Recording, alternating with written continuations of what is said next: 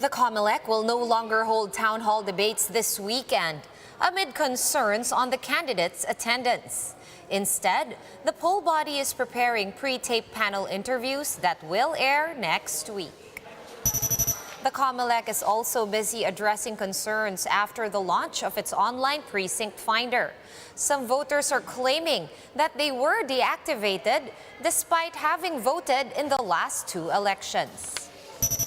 And outside of politics, the government has started administering a second round of COVID-19 booster shots for immunocompromised individuals. And another big-time oil price hike is in the works for tomorrow, as production is still affected by the ongoing conflict between Russia and the Ukraine.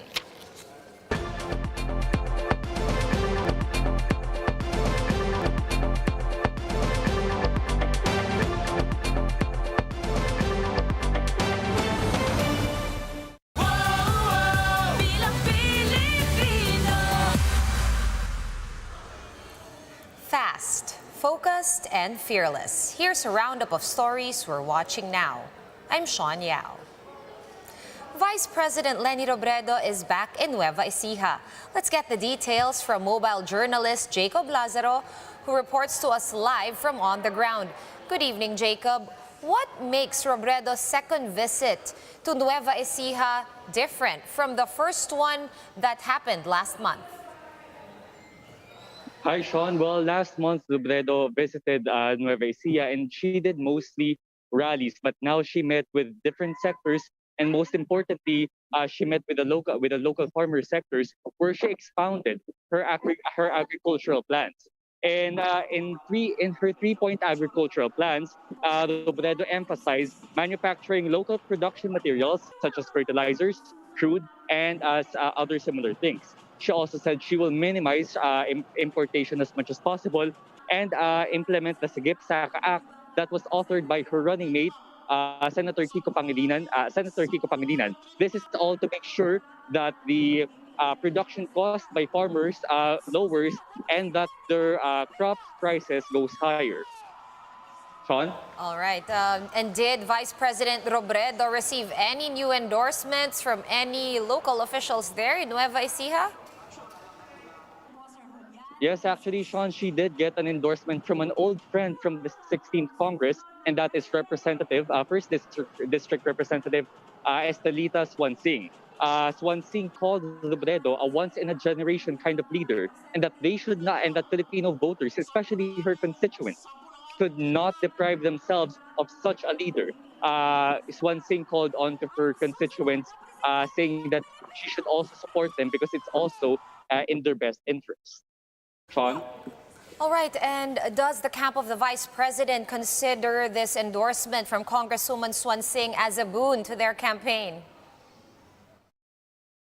Yes, actually, Robredo thanked Swansing for her endorsement and even recalled the time that they were in Congress, in the 16th Congress, where they shared a good relationship, a friendly relationship with each other, and how back when Robredo was still a neophyte politician in 2013, she looked up to Swansing as her mentor. She said that when she becomes a president, if she wins the presidency, her close relationship with Swansing will allow closer coordination for Robredo to implement her agricultural plans in the province. Sean? All right, and what about Governor Aurelio Umali? Was the Vice President able to score his endorsement?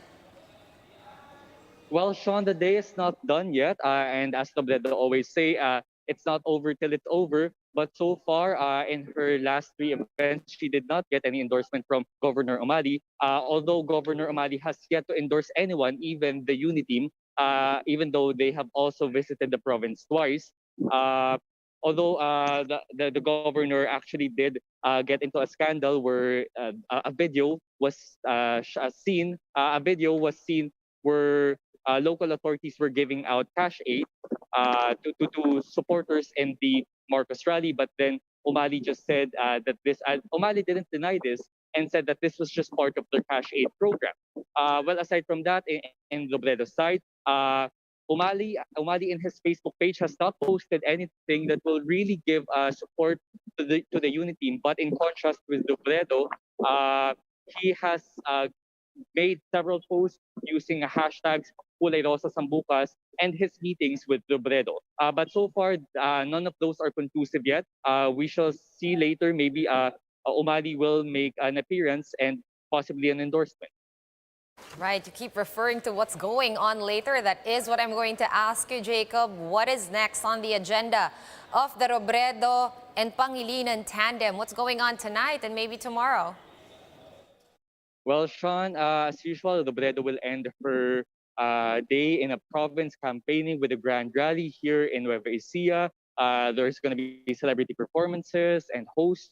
And after that, after today, she will focus more. For the rest of the week, she will focus more in areas here in Luzon, particularly in Calabarzon, which a lot of experts see is a likely battleground province for many, especially it's boat rich. It's one of the most boat rich provinces in the country, and that Robredo did score a win in Calabarzon and even actually here in Nueva Ecija. But of course, Robredo has to secure her grip in these provinces to make sure that she increases her chances of winning. Sean? All right, thank you so much for those updates. Mobile journalist Jacob Lazaro reporting to us live from Nueva Ecija. Thank you, Jacob. The Commission on Elections is shifting gears for its last set of sponsored debates. Instead of holding live town hall debates, the COMELEC will be airing pre-taped panel interviews of the candidates from May 2 to May 6. Arian Calumbiran with the report. The COMELEC was supposed to hold its last round of presidential and vice presidential debates over the weekend. But on Friday, the poll body announced that they have to postpone the events due to supposed misunderstandings with the management of Sofitel, where they held their past debates. The COMELEC then rescheduled the debates to April 30 and May 1, just a week before the elections. But just this morning, Commissioner George Garcia reveals to Radyo 5's Filon that they will change the debate's format and it will no longer be a town hall debate. Na-realize po kasi namin na maaari at base sa suggestion din ng kapisanan ng mga broadcaster ng Pilipinas na maaari hindi makadalo ang karamihan sa mga kandidato. At ayaw naman po natin na parang ang mangyayari ay magkakatama ang panangloob at sasabihin bakit sila natuloy, bakit kami hindi. Garcia says the final debate could be done via interview format. Candidates could be allowed to attend the event virtually. Hahabulin po namin sila kung nasaan, kung ano yung schedule nila, kung ano yung available time nila, at kahit hindi po face-to-face, kahit po virtual. Some candidates have already reacted on their earlier decision to reschedule the events. Aalisin namin o yung magiging conflict, ipapriority namin yung debate. Meanwhile, Manila Mayor Isko Moreno expressed disappointment over the event's postponement. Moreno says he will try his best to attend. Kasi nga, as you all know, in 2 weeks na lang halos, no? So, we have still some commitment to visit some places. This is a pre-dated na. Senator Manny Pacquiao said he still has to check his availability during the rescheduled dates. But the senator said he will surely attend if serial debate absentee Bongbong Marcos will also be present. Pero kung mag-attend yung isang kandidato for the first time, baka mapipilitan talaga akong mag-attend. However, the Lacson Soto tandem will most likely not attend the last round of COMELEC debates. Senator Ping Lacson explained that their schedule for the last week of campaign is already fixed. Arian Calumbiran, We Are One News. The COMELEC has been flooded with complaints on voter statuses after its Precinct Finder went online, but not without a few hiccups. Greg Gregorio with the details. COMELEC has activated their online Precinct Finder around 2 weeks before the elections. But since its launch, COMELEC received tons of complaints from users. This includes Elmer. He endured long lines last September just to have his registration records transferred from Northern Samar. But upon checking the website, he got a no record found notification on the screen. He was confident that he will not encounter such problem as he was able to vote during the 2018 and 2019 elections. Sabi ko, okay, sige, baka ako nagkamali ng record ng pagkalagay. So I tried, nilagay ko ang suffix ko after my last name. Last name. And wala ulit record. Kasi ngayon, ang hassle sa akin is hindi ko alam kung saan ko nailagay yung stub na binigay ng COMELEC. And another hassle would be pumunta ng COMELEC office mismo.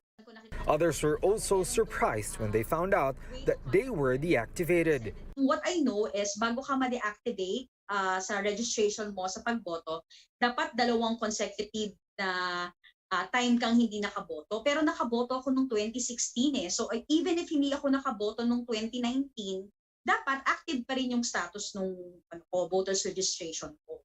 In an interview with Radyo 5, COMELEC Commissioner George Garcia clarifies that barangay elections also count. Last March, COMELEC deactivated 7.2 million voters. Alam niyo po, ang dami rin po nagkamali. Hindi po nila napafactor in, Sir Lloyd, ang 2018 barangay election. Dahil regular election siya, kung hindi ka nakaboto noong 2018, hindi ka po nakaboto noong 2019. Kahit nakaboto ka noong 2016, matatanggal po ang iyong pangalan, madi-deactivate. Garcia assures voters that they are still adjusting the system. Aside from this, they will also distribute voters' information sheet which would contain their polling place and precinct, as well as do's and don'ts in the elections. For News 5, Greg Gregorio, we are One News. One News now will be back with more stories after this quick break. Keep it here.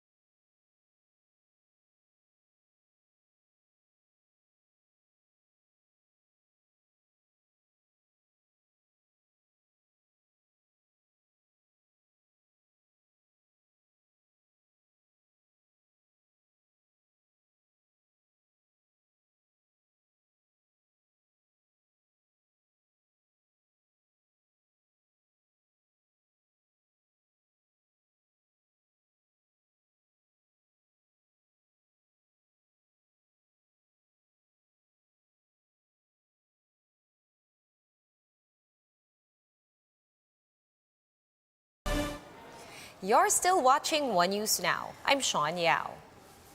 The Health Department has started rolling out a second round of COVID-19 booster shots for the immunocompromised population. Laila Pangilinan with the story. 4 vaccination sites officially began administering second boosters for immunocompromised individuals aged 18 and up.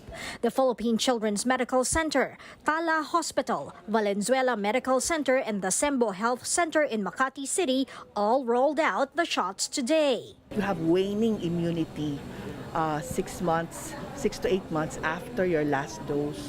So yun lang po, we're protecting them more because they will be more at risk of adverse or hospitalization and deaths. Other hospitals and LGUs will follow suit after other priority groups are done.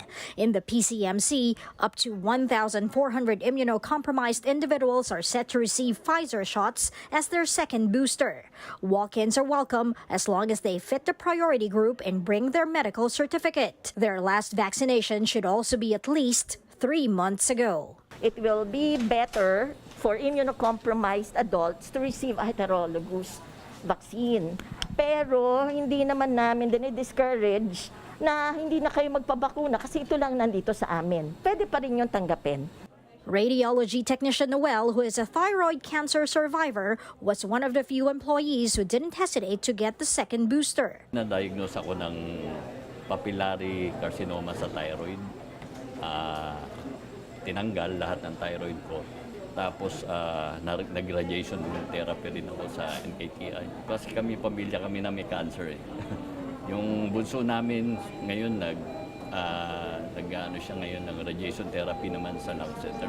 Meron siyang breast cancer.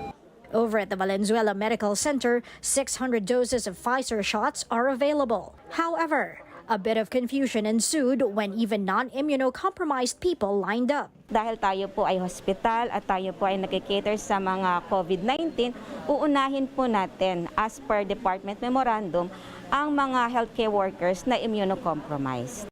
The DOH is looking to inoculate up to 249,000 people in Metro Manila under this high-risk priority group. This week alone, the agency is expecting 7,000 to 13,000 individuals to get vaccinated.